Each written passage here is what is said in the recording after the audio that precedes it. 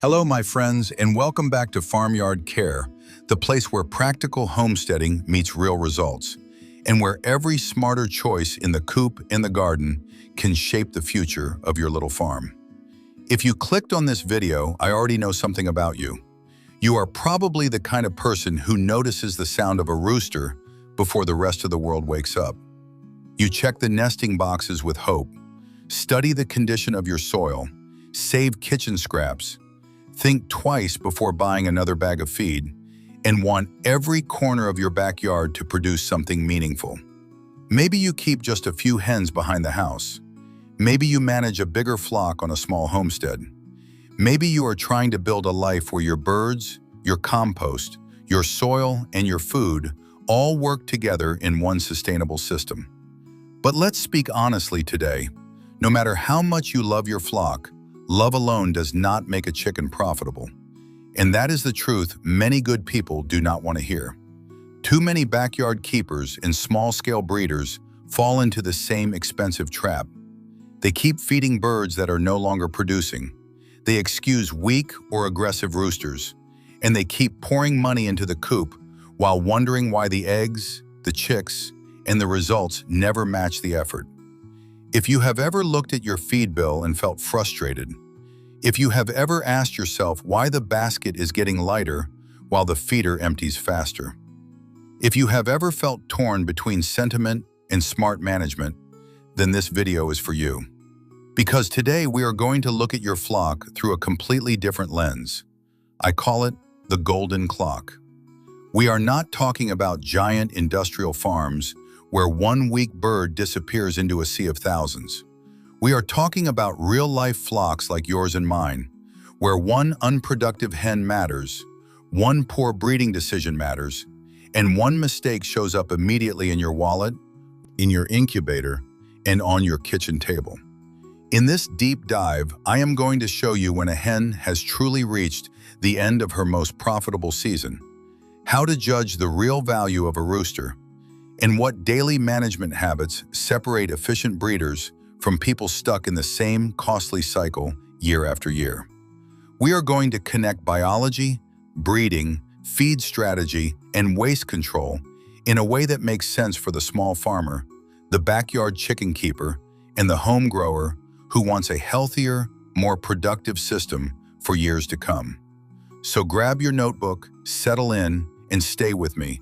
Because once you understand this rule, you will never look at your flock the same way again. And before we go deeper, make sure you subscribe to Farmyard Care so you do not miss the next part of this guide. Section 1. The Golden Clock. The hen as the factory. Now that we have opened the door to smarter flock management, we need to begin in the only place that truly makes sense, with the hen. Many keepers start with the rooster because he is louder, more visible, and easier to admire. But if you really want to understand profit, waste, and long-term sustainability in a backyard system, the hen comes first. The rooster may provide the blueprint and half the genetics, but the hen is the biological engine. She takes the things you work hard to provide, feed, minerals, water, shelter, time, and care, and turns them into eggs today and chicks tomorrow. For a small breeder, every hen in a modest flock represents real money, real labor, and real expectation. She is not just another bird in the yard. She is a living investment. And to manage that investment correctly, you have to understand one simple biological truth. A hen is born with a limited number of ova. In other words, she begins life with a clock already running inside her body. She does not produce forever, and she does not stay at her peak forever. In the first year of lay, a good hen is one of the most efficient creatures on the farm. This is her golden age. Her eggs are firm, her shells are strong, and her laying rhythm gives you that satisfying feeling that the coop is doing exactly what it should. During this stage, her internal system is working with precision. Hormones are balanced, calcium is being used efficiently, and the whole body is focused on production. This is when she gives you the best return for every scoop of feed you carry to the yard. But nature is not sentimental. Somewhere between 18 and 24 months, the hen begins to decline. It may not happen all at once, and that is why so many people miss it. They remember how productive she used to be, and they keep waiting for that version of her to return. But what is really happening is physiological change. Hormonal patterns become less stable, nutrient absorption weakens, and the body that once transformed feed into eggs so efficiently starts doing that job more slowly. And for the person paying the feed bill, that decline has a very real cost. The hen that once laid faithfully on a moderate amount of feed begins eating more while giving you fewer eggs. A bird that used to earn her place every day starts taking more from the system than she gives back. In a flock of 10, just a few hens past their prime can quietly consume the profit created by the rest. On a small homestead, waste does not disappear into the crowd. It shows up in your budget, in your baskets, and in the hard choices you have to make. And then we come to the stage that confuses many backyard keepers more than anything else: molt. Around 14 to 16 months, many hens stop laying so the body can redirect its resources into replacing feathers. People often see this as a temporary pause and assume they should simply wait. But during molt, protein is no longer going into eggs. It is going into feather growth. The bird is repairing herself, not producing for you. That does not automatically make her worthless, but it does force an honest question. Is this hen such an exceptional breeder that you truly need her genetics for the future? Or are you keeping her because she used to be good? Because once molt begins, the second laying cycle rarely matches the first. Yes, the eggs may become larger, but the shells are often weaker, the rhythm is slower, and the efficiency is no longer what it was. That is why the golden clock matters so much. It teaches you to stop judging hens by memory and start judging them by biology, output, and timing. And once you understand that, the next question becomes obvious. How do you spot the hens that are still earning their feed and the ones that are quietly falling behind? Reading the signs, the shrewd breeder's eye. This is where a good breeder becomes a sharp observer. You do not need to stand in the coop with a calendar and count every month of every bird's life. You do not need a veterinary degree. What you need is a trained eye and the habit of paying attention to what the bird and the egg are already telling you. The first sign is the egg itself, because the product often speaks before the bird does. When shell quality begins to slip, pay attention immediately. Thin shells, rough shells, weak shells, oversized pores, odd shapes, or eggs that look less uniform than they used to are not random accidents. They are signs that the shell-forming system is tiring. The body is no longer placing calcium with the same accuracy, and that means the hen is losing the precision she had at her peak. The second sign is pigmentation, and this is one of the easiest clues to miss. Productive hens often lose the bright yellow color in their legs, beaks, and around the eyes as they continue laying. That pigment is being drawn into the yolks. So when you look at an older hen and see rich yellow legs that look almost too perfect, be careful. That beautiful color can actually be a warning that she is no longer laying with real consistency. The third sign appears when you handle the bird. A hen in active lay usually has a vent that is moist, broad, and pale, not dry, tight, and small. And then there is the pelvic test. If only 1 or 2 fingers fit between the pelvic bones, that hen is no longer open for serious production. In a strong layer, 3 or even 4 fingers can often fit. It is a simple test, but it tells you a great deal. The fourth sign is fat, especially in the abdomen. When the reproductive system slows down, the bird often stops converting feed efficiently into egg material and begins storing more of that energy as body fat. If the rear feels too heavy, too padded, too firm, or oddly loaded, that is usually not a sign of health. It is a sign of declining performance, and in some hens, it can lead to serious reproductive trouble. The fifth sign is written on her face. A hen in full production usually has a comb that looks alive, warm, full, red, and vigorous. Her eyes are alert, but when the comb becomes pale, shrunken, or dull, and when the bird's gaze loses that brightness, the message is often very clear. The engine is slowing down. And this is where many small breeders hesitate. They see the signs, but they delay the decision. They tell themselves the bird might bounce back. They tell themselves she deserves one more season. But the feed bill keeps moving, whether the bird is producing or not. So if you want a flock that stays efficient year after year, you have to trust what the shells, the body, the color, the weight, and the comb are telling you. Because once you can read the signs without emotion clouding your judgment, you are ready for the next step. Renewing the flock before decline turns into loss. Topic: rotation by thirds, the ultimate production engine. Once you can recognize the signs of decline, the next challenge is knowing what to do before your flock slips into a costly gap. And this is exactly where the strategic backyard breeder has a real advantage over the large, impersonal system. On a small farm, you can plan with precision. You can replace with intention. You can keep production moving without ever bringing the whole coop to a halt. Because here is the mistake that hurts so many people. They wait too long, then try to replace the entire flock at once.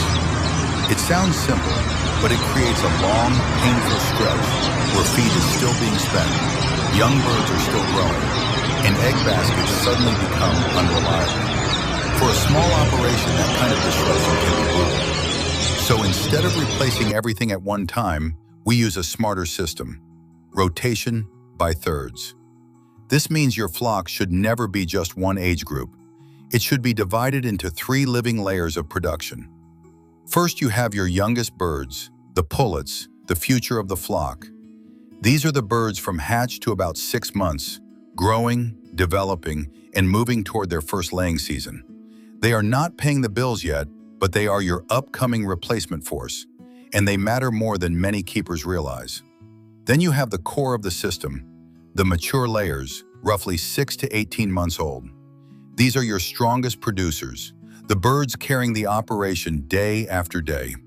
They are the hens that turn feed into dependable output, and in many ways they are the financial backbone of the entire coop. And finally, you have the seniors, the hens from about 18 to 24 months. These birds may still lay, but they are moving out of peak efficiency. Their shells may weaken, their frequency may fall, and their value must now be judged with a colder, more technical eye. This is the exit group, and if you manage it properly, it allows the whole flock to stay young, balanced, and productive. But for this kind of rotation to work, your replacements must be raised correctly from the start.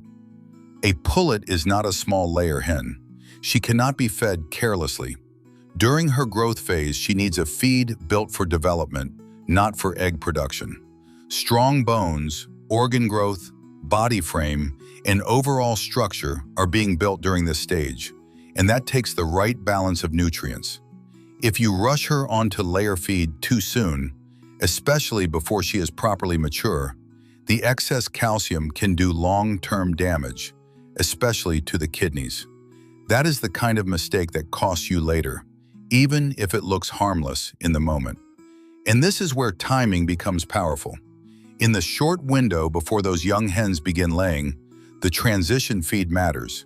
Done correctly, it prepares the body for that first egg and helps the new group come into production with strength and momentum. So when your older hens finally leave the system, the young birds do not limp into place. They rise to meet the demand. That is the beauty of overlap. You are never forced into a dead season. You are never left standing in the yard wondering why production collapsed all at once. When the seniors reach around 2 years, it is time for them to leave the main production line. And that does not mean they have no value. Their meat may be firmer than a young broiler, but it still has real use and real worth. In a traditional kitchen, an older hen can become a deeply flavorful stew, a slow-cooked family meal, or a rich broth that returns something to the household. At the same time, the younger hens are beginning their own laying cycle, and the basket stays steady. That is what smart renewal looks like. Not waste, not chaos, not sentiment, just movement, timing, and continuity. And if you hatch your own chicks, there is another important layer to this. Never choose your future replacement hens based only on beauty. Pretty feathers do not pay the feed bill. Attractive color does not guarantee health or persistence. The best replacement pullet is the daughter of the hen that proved herself early, laid reliably, stayed healthy, and handled your conditions without constant intervention. That is how you build a flock that belongs to your land, your climate, your routine, and even your soil.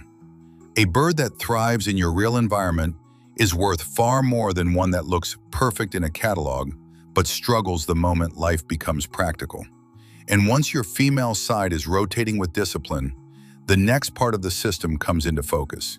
Because no matter how good your hens are, the future of the flock still depends on the male standing over them. The architectural blueprint, the rooster as your anchor. So now let's turn to the rooster, but not in the casual way many people do. Let's raise his status and see him clearly for what he really is. Not just the boss of the coop, but the proven sire, the genetic anchor of the next generation. By now, we have already established that the rooster contributes half the genetic package to every chick that comes out of your incubator or hatches under a broody hen. That means a mediocre male does not create small problems. He creates repeated problems. He spreads weakness forward. He multiplies poor structure, poor vigor, poor fertility, and poor performance through the very birds you are counting on to improve your flock. And that is why a truly good rooster should never be treated like a disposable ornament. On a small farm, a proven sire is one of the most valuable animals you can own. Unlike the hen, whose body is constantly under metabolic strain from laying, the rooster does not endure the same daily production burden. His reproductive life can last much longer, and when he is managed properly, a strong male can remain highly useful for 3 or even 4 years. But the key phrase there is managed properly. He needs sound nutrition, good body condition, room to move, and a role that matches his ability. Because when you find a rooster that consistently throws strong offspring, chicks that hatch well, grow with vigor, resist problems, and develop into productive birds, you do not replace him out of boredom. You do not swap him just because a different bird catches your eye. In small-scale breeding, consistency is a major advantage. A rooster that has already proven his worth gives you something priceless: predictability. He becomes your anchor. He holds the line while your hens rotate around him. He stabilizes the breeding program.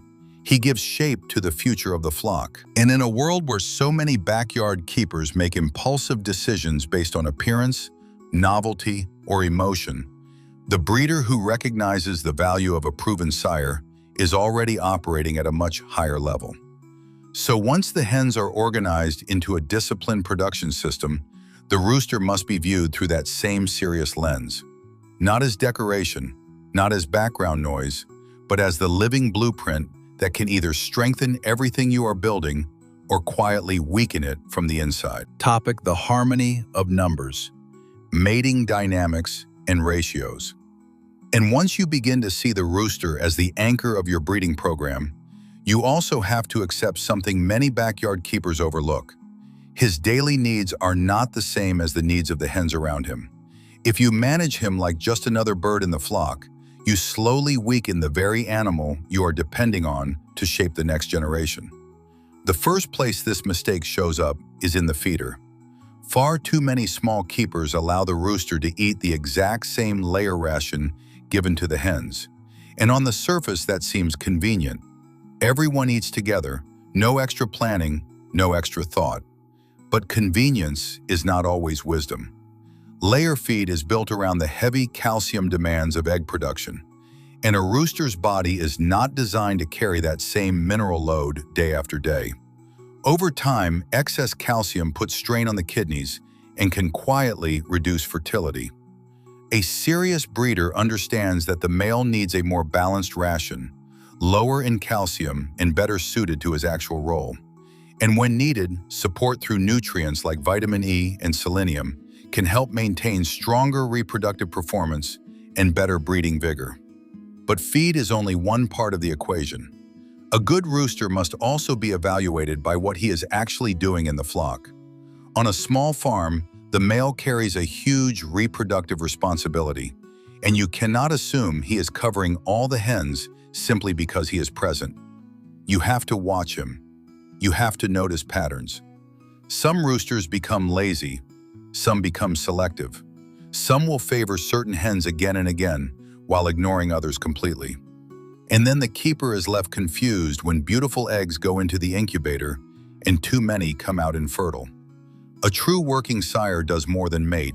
He keeps order, watches the flock, responds to tension, and maintains enough consistency that the eggs you collect have real breeding value. And that leads to one of the most important practical questions in flock management. How many hens should one rooster serve? People love to repeat the simple rule of one rooster for 10 hens, but real life is rarely that uniform. Breed matters, body size matters, temperament matters, activity level matters. The golden rule demands adjustment, not blind repetition. If you are working with light, active breeds like leghorns, a strong and energetic rooster can often handle a larger group, sometimes 12 or even 15 hens, because those birds move easily and mate more efficiently. But if you are keeping heavier birds, large frame breeds, or other stock with more bulk and slower movement, the ratio has to tighten. A massive male cannot successfully manage the same number without losing breeding quality. In those cases, the balance may need to be closer to 1 rooster for 4 hens. And with smaller, gentler birds such as bantams or silkies, a middle ratio around 1:6 often works far better. This is where management becomes an art of numbers, because when the ratio is wrong, the whole flock feels it. Too many roosters create stress, competition, and constant conflict. Instead of serving the hens, the males waste energy challenging one another, and the entire breeding environment becomes unstable. The hens become anxious, overworked, and less productive. On the other hand, too few roosters create the opposite problem. Fertility becomes uneven. Some hens are covered often, others barely at all, and hatch rates begin to disappoint. In both cases, the problem is not luck, it is imbalance. So if you want your anchor sire to remain useful for years instead of burning out early, you have to manage him with precision. Feed him according to his role. Watch how he moves through the flock. Match his numbers to his breed and strength, because in a serious breeding system, harmony is never accidental. It is built deliberately. And once that harmony begins to break, the next question becomes unavoidable. When does even a good king need to step down? Section 6. The inbreeding trap. Knowing when the king must abdicate. No rooster, no matter how impressive, can rule forever. Even the best sire eventually reaches a point where his place in the flock must be reevaluated. Sometimes the first clue is behavior. A rooster that becomes excessively aggressive toward hens or handlers is no longer leading with control. But the opposite extreme is just as telling. When a once alert male becomes apathetic, sluggish, or strangely indifferent to the flock, that loss of energy may be telling you his usefulness is fading. In either case, the breeder has to stop admiring the bird and start judging the role. So how do you know when a proven sire is no longer the right rooster for the job? First, watch the fertility numbers. They tell the truth even when appearances do not. If you are collecting sound eggs from healthy young hens and the hatch rate drops sharply, the problem may be standing on 2 legs in the yard. A rooster can still look handsome, still crow, still carry himself with confidence, and yet no longer produce the results your breeding program requires. On a practical farm, fertility is not a detail, it is the measure. The second warning sign is mobility. As some males age, they become heavier, stiffer, and less fluid in movement. The stride loses power. the mount becomes clumsy or inconsistent. The bird may still patrol the coop, but he no longer performs with the same strength, balance, or frequency.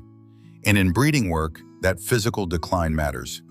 A rooster that cannot move well cannot serve well, no matter how fine his appearance may be. The third red flag appears on the hens themselves. An aging male that has become too heavy, too rough, or too poorly coordinated can begin causing harm during mating.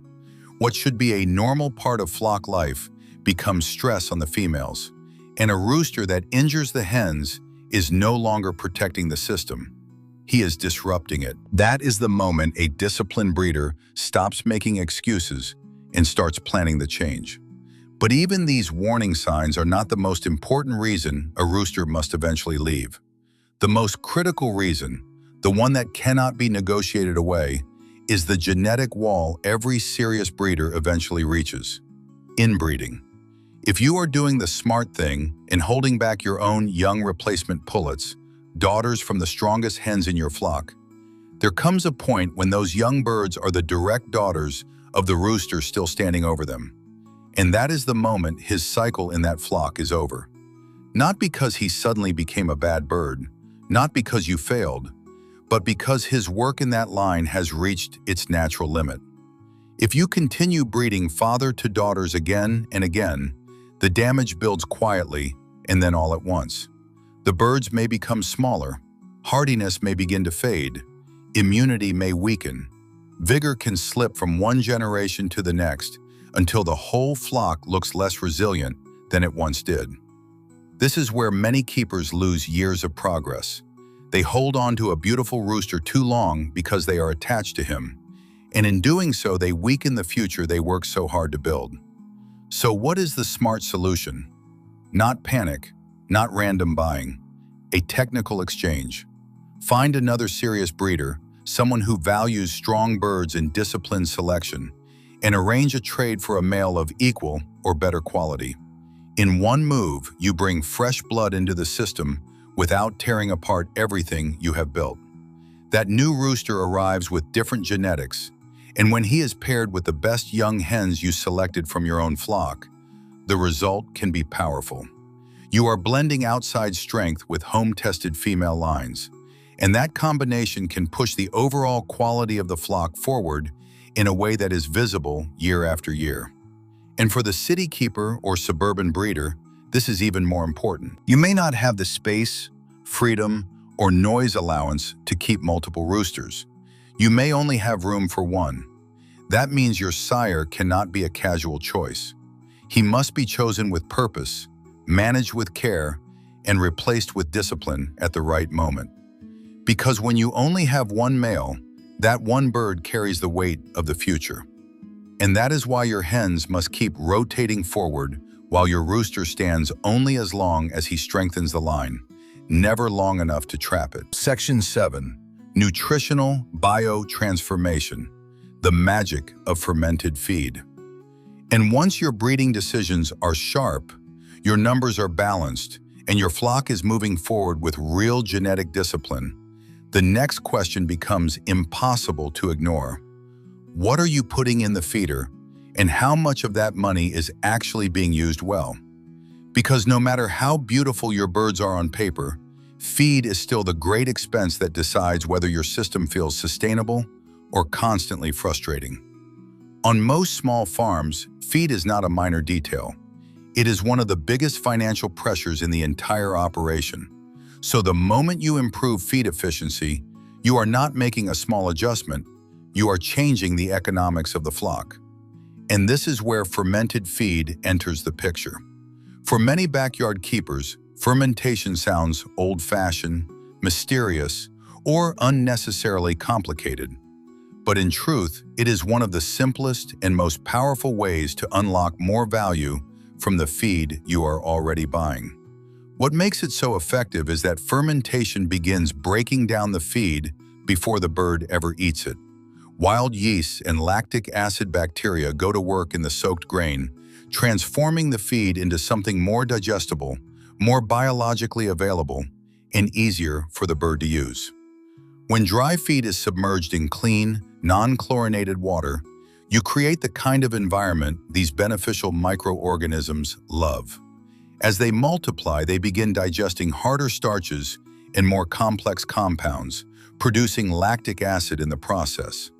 That acid lowers the pH of the mixture and changes the feed in ways that matter deeply inside the bird's body. Why does that matter so much? Because an acidic, fermented environment helps create a natural barrier against harmful pathogens that thrive when conditions are less stable. It also helps reduce compounds that interfere with mineral uptake, which means more of what you paid for actually becomes available to the bird instead of passing through unused.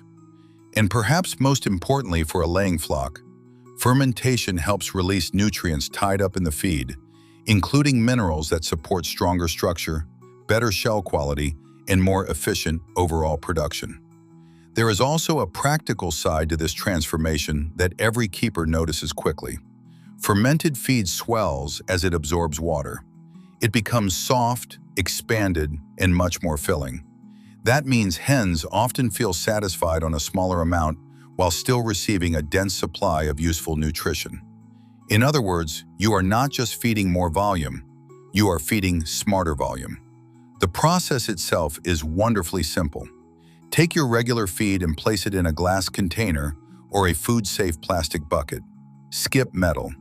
Then cover the feed with non-chlorinated water so the mixture sits fully submerged with a little room above it. If all you have is tap water, let it sit first so the chlorine can dissipate. Give the mixture a stir each day and let time do what nature has always done best. After 3 or 4 days, you will begin to see gentle bubbling and notice a clean, tangy scent, something a little like sourdough. That is when you know the living process is active. At that point, you can strain it or serve it as a thick mash, and most birds will attack it with real enthusiasm. They do not need to be convinced for long. They know good feed when they taste it, and once you begin seeing stronger appetite control, less waste, and steadier condition in the flock, the value becomes even more obvious.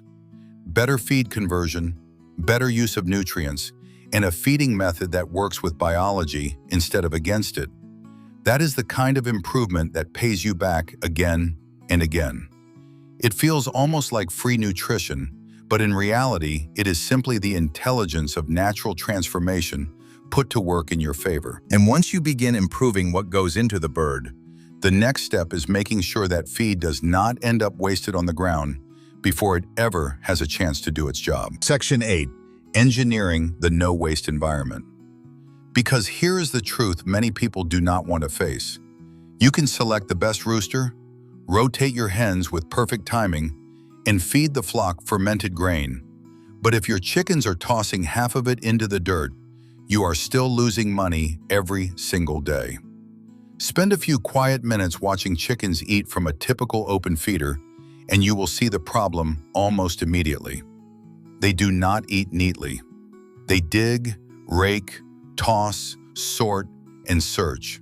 They fling grain sideways looking for their favorite bits, and in the process, a shocking amount of perfectly good feed ends up scattered into bedding, manure, and dust. Once it hits the floor, it is no longer clean feed. It becomes waste. That is why feeder design matters far more than most backyard keepers realize. A good feeder should not just hold feed, it should control behavior. The goal is simple: reduce the bird's ability to throw food aside while still allowing easy access. And one of the smartest solutions for that is the port feeder. With a basic bucket or sturdy container and downward-facing PVC ports, you create a system that changes the geometry of feeding. The bird has to place its head inside the opening to reach the grain.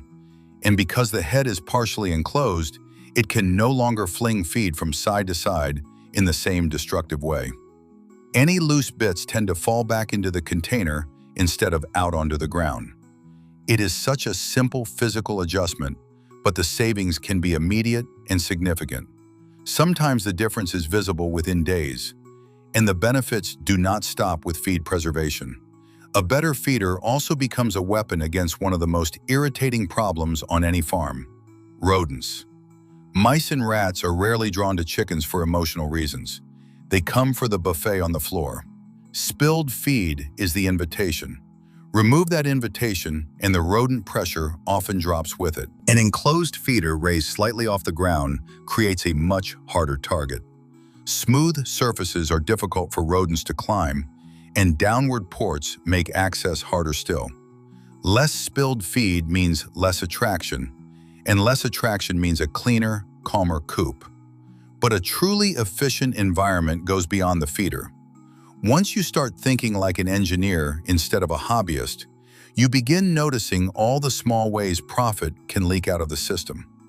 Temperature stress is one of them. If the coop is too cold, birds burn energy just to stay warm instead of directing that energy into production. If it is too hot, appetite falls. Laying can slow, and shell quality often suffers. Good management means reducing those extremes wherever possible. Light matters too. In darker seasons, timed LED lighting can help maintain consistency when natural day length drops. Airflow matters just as much. Poor ventilation allows ammonia to build, and ammonia quietly wears down respiratory health until the flock is paying for it in condition, resilience, and output. Water systems matter as well. Traditional waterers often create splashing, wet litter, and a damp floor becomes the beginning of many other problems. Nipple waterers can reduce that mess and help preserve the clean, dry environment productive birds need. So when you look at your coop, do not just ask whether it holds chickens. Ask whether it protects every bit of value moving through the flock. Because the most profitable systems are not always the biggest or the fanciest. They are the ones designed with enough intelligence to keep waste from happening in the first place. And when you finally combine good genetics, efficient feeding, and a no-waste environment, you are no longer just keeping chickens. You are building a system that works. Section 9, the holistic trinity, preventative healthcare. And after all of that, after the breeding decisions, the feed strategy, the rotation system, and the no-waste environment, we arrive at the one problem that can quietly destroy everything faster than most people expect: disease. This is where profit can disappear almost overnight. Because the hard truth on a small farm is simple. By the time a bird is seriously sick, the money required to treat the problem often starts climbing higher than the value of the bird itself. And that is exactly why smart poultry health is built on prevention first, not panic later. This is the golden rule of flock health. Do not wait for visible trouble before you act. Build strength in advance. Support the body before stress turns into weakness. Create conditions where disease struggles to gain ground in the first place. That is where what I call the holistic trinity comes in. A simple, natural support system that helps keep birds resilient, productive, and far less likely to drain your time and money. The first part of that trinity is apple cider vinegar. Raw, unfiltered apple cider vinegar, especially the kind that still contains the mother, has long been valued by experienced keepers for a reason. When used properly in drinking water, it gently acidifies the digestive environment. That mild shift makes life harder for harmful organisms and helps support a healthier internal balance. It also encourages better mineral use, which matters deeply in a flock where strong bones and strong eggs are part of daily production. It is a small addition, but in a disciplined system, small additions often create big results over time. The second pillar is garlic.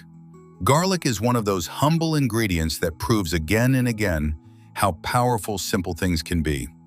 Its natural compounds are widely respected for supporting the bird against bacterial pressure, internal imbalance, and parasitic stress. Crushed fresh and added carefully to feed or water, garlic can help strengthen the immune response and make the flock more resilient during difficult periods.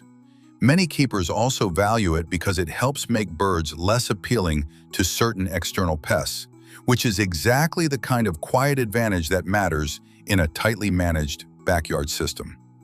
And then we come to the third pillar, medicinal herbs.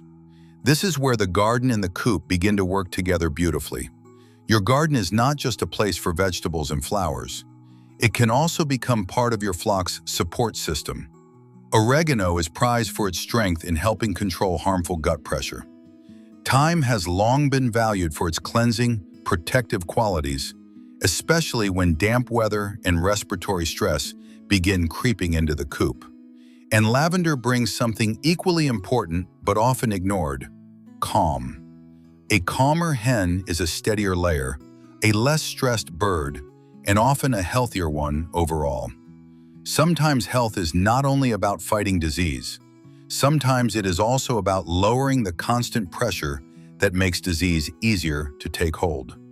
When you put these pieces together, clean water support, immune supportive plants, and a system designed to strengthen the bird before trouble begins, you create something much bigger than a few old-fashioned remedies. You create a flock with a stronger foundation. You reduce unnecessary losses. You protect the investment you have made in feed, genetics, and management.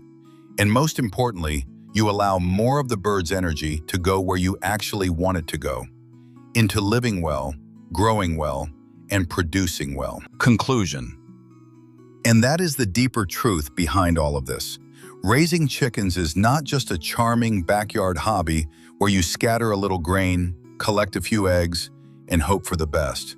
It is the discipline of understanding life inside the coop at a much higher level. It is learning the rhythm of the birds, respecting the limits built into their biology, and making the kind of decisions that turn effort into real, lasting results. Today, we have followed that rhythm from beginning to end. We have seen that the hen carries a productivity clock that must be respected if we want the flock to remain efficient. We have seen that the rooster is far more than decoration or noise.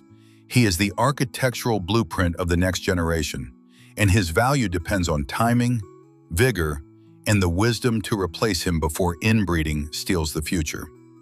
We have explored the power of fermented feed, the practical genius of waste-proof design, and the protective strength of a preventative health system rooted in daily discipline.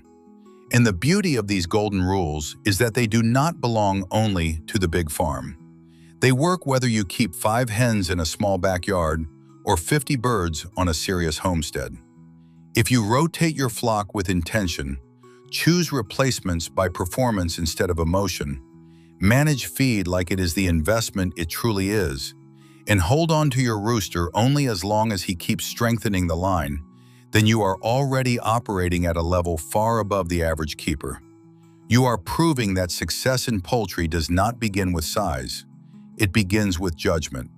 Because in the end, technical poultry keeping is both science and art. It is built on numbers, timing, observation, and discipline, but it is carried forward by passion, the kind of passion that notices details, respects nature, and refuses to waste money on habits that no longer serve the flock. And when those two things finally come together, when biological understanding meets practical management, that is when you stop being just a chicken owner and start becoming a true breeder. Thank you for spending this time with me here on Farmyard Care, and for being part of a community that wants to go deeper, do better, and build systems that truly last. If this guide gave you the clarity you needed, then do not let it stay as information only. Put these principles to work in your co-op. Share this with a friend who is still feeding birds that should have been rotated out long ago. And most of all, keep building with purpose. To your success, my fellow breeder. Now go out there, stop wasting money, and build the flock you have always wanted.